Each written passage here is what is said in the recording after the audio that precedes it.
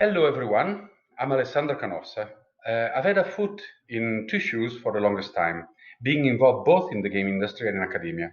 I worked at Ubisoft Massive, where I was in charge of data research and user experience at the consumer insight team, and now I'm at Model AI, responsible for player experience.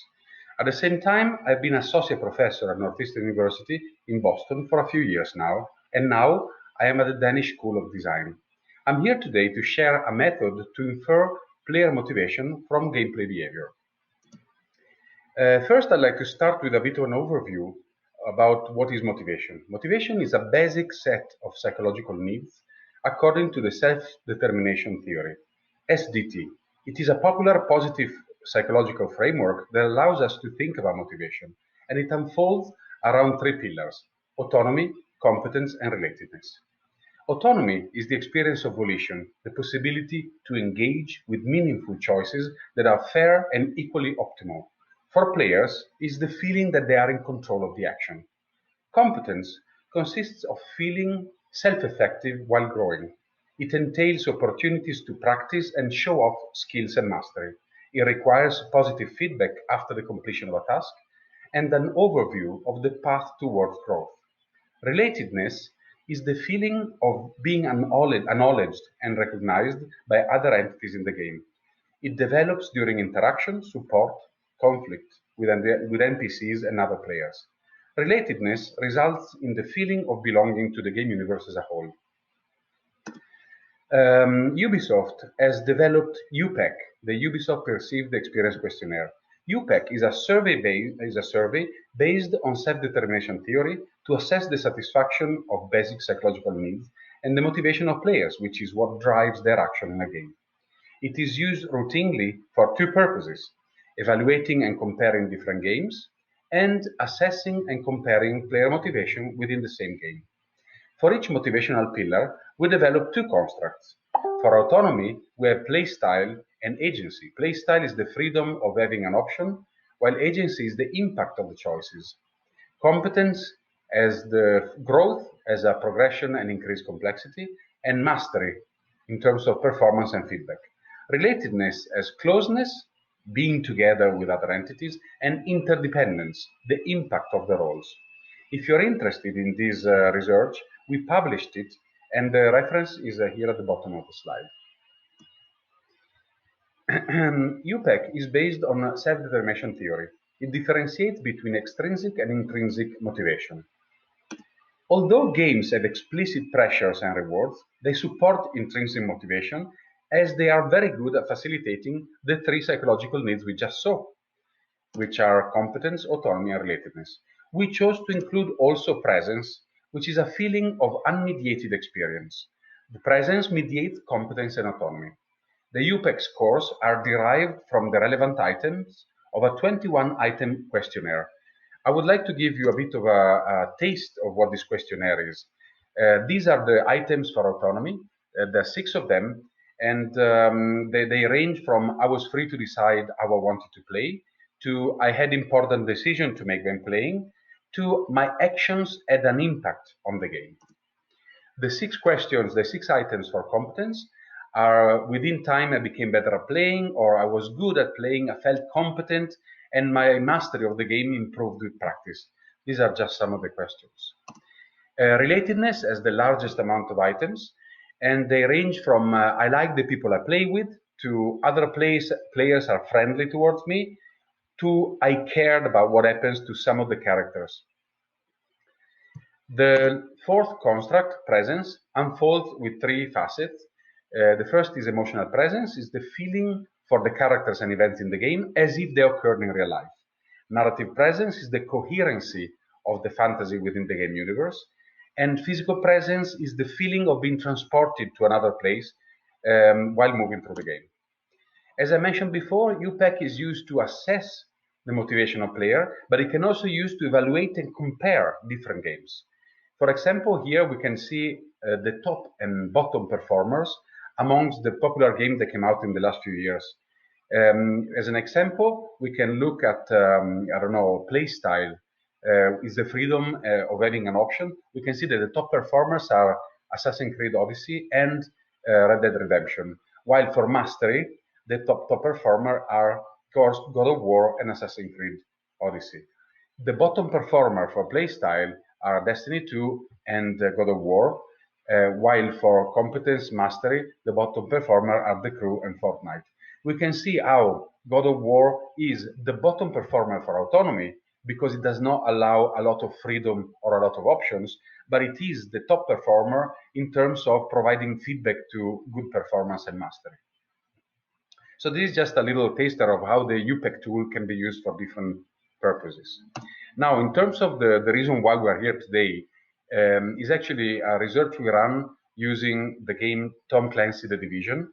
And for those of you who are not very familiar, I just would like to show you a clip that showcases the core loop and a little bit what the game is about. Now go to it.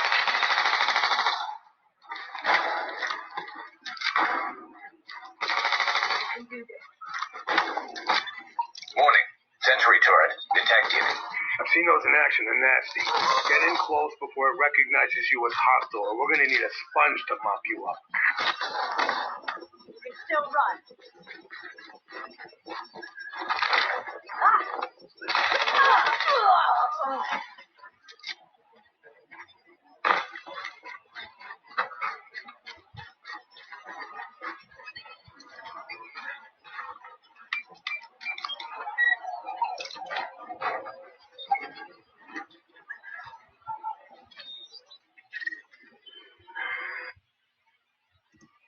Okay, so the experiment we ran, we collected two data sets. The first is from 443 players that took the UPEC survey, answered all the questions, and for these people we had also their in-game behavioral data collected. The second data set is 60,000 players for whom we only had in-game behavioral data.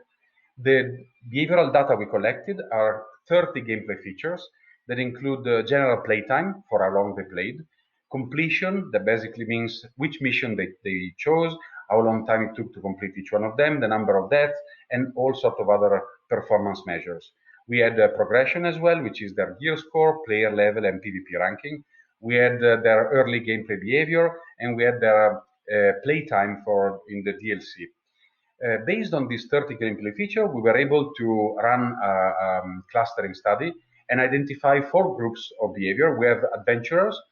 There are players really interested in the story of the game. Elite are the players that are the top performance with the best scores. And then we have the PvE all-rounders. Those are players that are interested in the cooperative side of things. And the social dark zone, players that are interested in the competitive side of things.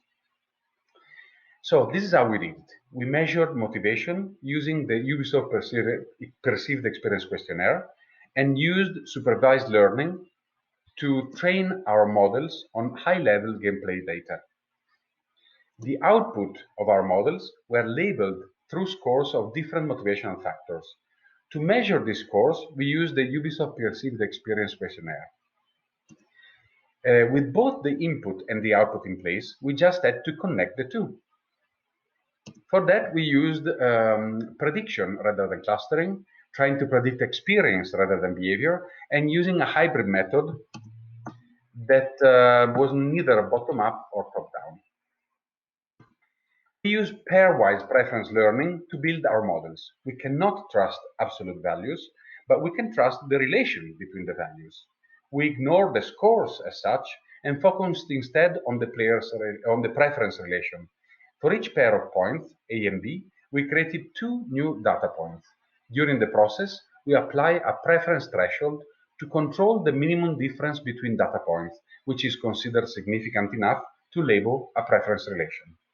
We used a preference threshold of 0.1, which means a minimum of 10% difference before it's considered significant.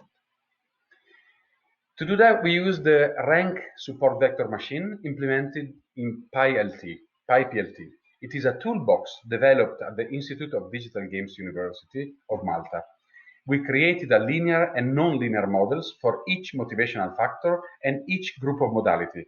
The group of modalities are the gameplay features, the 30 features that we listed, the play styles, the 4 play styles that we obtained with the clusters, and then combining both of them. We validated all our models using tenfold cross-validation. For the nonlinear models, we use radial basis function kernel, which emphasizes the local proximity of data points. If you're interested in the details of the study, we published it in the paper that you see listed, referenced at the bottom of the slide. So, how well our models actually fare? At first glance, not that good.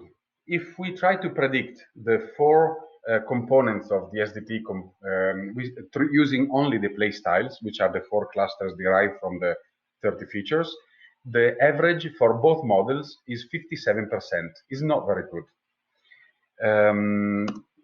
If we start using instead the gameplay features, the 30 gameplay features, we increase a lot the average percent of accuracy for both linear and nonlinear model. The linear model achieves a 74% accuracy, while the nonlinear model achieves 79% accuracy. If we combine gameplay features and play styles, we shoot up quite a lot. In fact, the average for linear model becomes 75% accuracy on prediction, while the accuracy for nonlinear model is 80%, trying to predict competence, autonomy, relatedness, and presence. These are incredible scores. In particular, if we start looking at the best case scenario for the four different facets of the UPEC survey, we see that competence ranges between 89% and 94% accuracy. Autonomy ranges between 84% and 94% accuracy. Relatedness ranges between 83 and 92%, and presence ranges between 84% and 92%. Those are really high score. This means that we can predict the responses to the survey for people that never took the survey, only based on their gameplay behavior. This is quite an achievement in itself. Now, what other takeaways we can look? We can see that there are certain patterns that echo the underlying theory.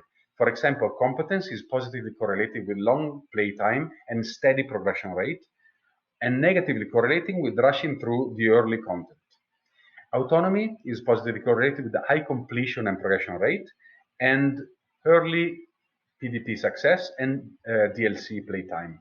Relatedness is positively correlated with social interaction, both pro-social and antagonistic. For presence, there are no clear patterns, but it's still possible to predict it.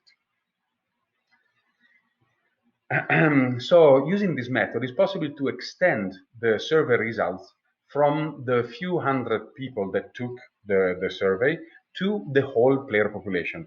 For the division in particular, we have 20 million players, and we can predict their score on the Uplay survey with averagely 94% accuracy, which is extremely high, is very strong confidence. In terms of future work and additional application, motivation is only one of the features we're able to predict. This method can be used to map other properties of players to their in-game behavior. We are currently investigating toxicity, spending, mentorship, and leadership. For example, we may be able to flag which players are toxic or spending more, or showing care for other newer players, or showing leadership position in group scenarios, purely based on their in-game behavior. This work was carried out in collaboration between Ubisoft Massive and Model AI, and I would like to thank especially Ahmad Azadvar, David Melhart, and Yorgos Yannakakis, without whom this work would not have been possible. Thank you very much. Have a great day.